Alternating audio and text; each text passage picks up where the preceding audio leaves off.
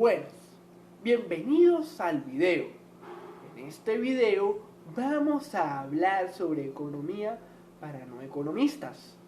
Específicamente les quería mencionar qué es la producción o el productor en este caso. Usualmente se supone que los productores buscan maximizar los beneficios económicos, definidos como ingresos menos costos económicos. Noticias, no todas las empresas cumplen con esta definición.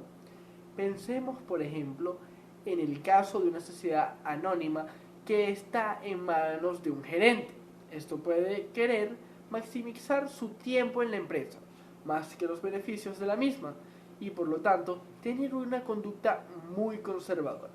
O por el contrario, querer maximizar su sueldo, y dado que en general las empresas grandes pagan mayores sueldos, los gerentes pueden querer agrandar las empresas reinvirtiendo las utilidades de los accionistas. Por otro lado, también existen empresas sin fines de lucro o empresas públicas que pueden tener otros objetivos.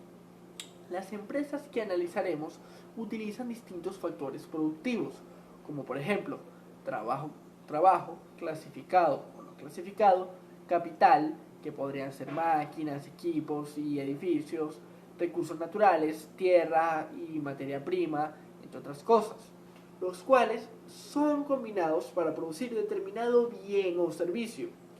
Existen diferentes formas de combinar los factores productivos. Esto es, existen diferentes métodos de producción. La empresa utilizará el método más eficiente, técnica y económicamente. Un método de producción es técnicamente eficiente si la producción que se obtiene es la máxima posible, dado los factores productivos utilizados. Supongamos un sencillo ejemplo, donde para producir 500 toneladas de arroz se utilizan trabajadores, tractores, hectáreas de tierra, tomando como dado las semillas fertilizantes, entre otras cosas. En un cuadro se podría observar que el método que se utiliza es menos que todos los factores o que otro método en específico, pero utiliza más trabajadores y menos tractores que otra empresa consumidora en efecto. Por lo tanto, uno de los métodos o dos de estos son técnicamente eficientes. ¿Cuál utiliza el productor? Aquel que sea económicamente eficiente. Muy importante. Un método de producción es económicamente eficiente si es el mínimo costo dado los precios de los factores productivos utilizados. En un cuadro se podría observar que se presentan los costos para distintos factores productivos calculados como el precio de cada factor, multiplicado por la cantidad utilizada del mismo, como observamos. Problemas técnicos. La producción con un factor variable. Un proceso de producción se puede describir a través de una función que se denomina función de producción, la que muestra cómo se combinan los factores productivos para la obtención de un producto, ya sea un bien, puede ser autos, casas, arroz, entre otras cosas, o un servicio de salud, de educación, de peluquería, entre otras cosas, dado que en el corto plazo el nivel de producción dependerá de la utilización del factor variable, y suponiendo que este es el trabajo, L, la relación entre L y Q, que es nuestro factor variable, se denomina un producto total y puede expresarse como Q, que es la función variable, de la función de L, que es el trabajo. La curva de producto total muestra la relación entre la cantidad de producción y la cantidad de factor variable utilizada. Es posible escribir el proceso productivo en una tabla continuando con el ejemplo de la producción de arroz. Las hectáreas de tierra son el factor fijo y los trabajadores el factor variable. La primera columna del cuadro muestra el número total de trabajadores por hectárea y la segunda el producto total que generan. La tercera columna podría indicar las toneladas adicionales de arroz que se obtienen al contratar un trabajador adicional y se denomina producto marginal. El producto marginal de un factor de producción variable es la producción adicional que se obtiene utilizando una unidad adicional de este factor.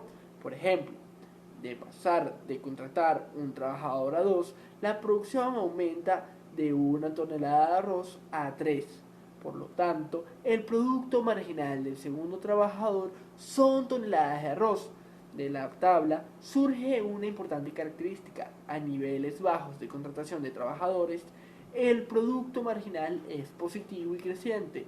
Esto es, contratar un trabajador adicional aumenta la producción aún más que el anterior. Sin embargo, llega a un punto en el cual seguir contratando trabajadores provoca una producción adicional positiva pero decreciente, lo cual es bastante lógico. Al ser fija la extensión de tierra, los trabajadores adicionales acaban molestándose unos a otros. Esta característica se denomina ley de los rendimientos marginales decrecientes. La ley de los rendimientos marginales decrecientes establece que si algunos factores de producción son fijos y se aumenta el uso de un factor variable, los incrementos resultantes de la producción llegará un momento en que serán cada vez más menores, según se conoce como la ley. Como ley, ¿por qué? Aunque no es general, es una característica muy común en las funciones de producción de corto plazo. En nuestro ejemplo, a partir del cuarto trabajador, comienza a operar los rendimientos marginales decrecientes. Por último, la cuarta columna muestra el producto medio por trabajador. El producto medio de un factor variable se define como el cociente entre el producto total y la cantidad de factor empleada. Este último concepto suele conocerse con el nombre de productividad. Por ejemplo, la productividad de 3 trabajadores son 2 toneladas de arroz por trabajador. Una figura podría mostrar gráficamente la relación entre el número de trabajadores y el producto total del trabajo.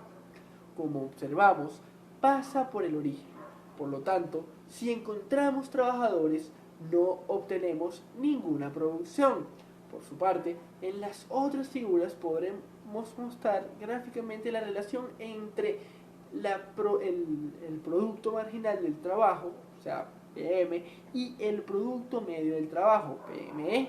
Como observamos, si el producto marginal está por arriba del medio, este crece. Si está por debajo, el producto medio decrece. Lo anterior es una simple razón aritmética. Pensemos en el ejemplo del arroz. Si contratamos 2 trabajadores, el producto medio es 1,5 toneladas por trabajador. Si el contratar un tercer trabajador genera 3 toneladas adicionales, esto necesariamente eleva la media por trabajador de 2 toneladas. Por lo tanto, si el producto adicional de un nuevo trabajador es superior, o sea, inferior en este caso, al producto medio por trabajador antes de que él fuera contratado, la media de todos los trabajadores debe subir, o sea, bajar en este caso, cuando se incorpore a la empresa. Lo anterior implica que las dos curvas se cruzarán en el máximo valor del producto medio. A su vez, a partir de la figura 3.2 es posible observar que la cantidad de trabajadores le conviene contratar a la empresa. En primer lugar, no contratará trabajadores más allá de L, o sea, la cantidad de trabajo, porque al ser el producto marginal negativo, a partir de ahí, ese punto implica que aumentar el número de trabajadores de L podría, por otra parte, ¿verdad?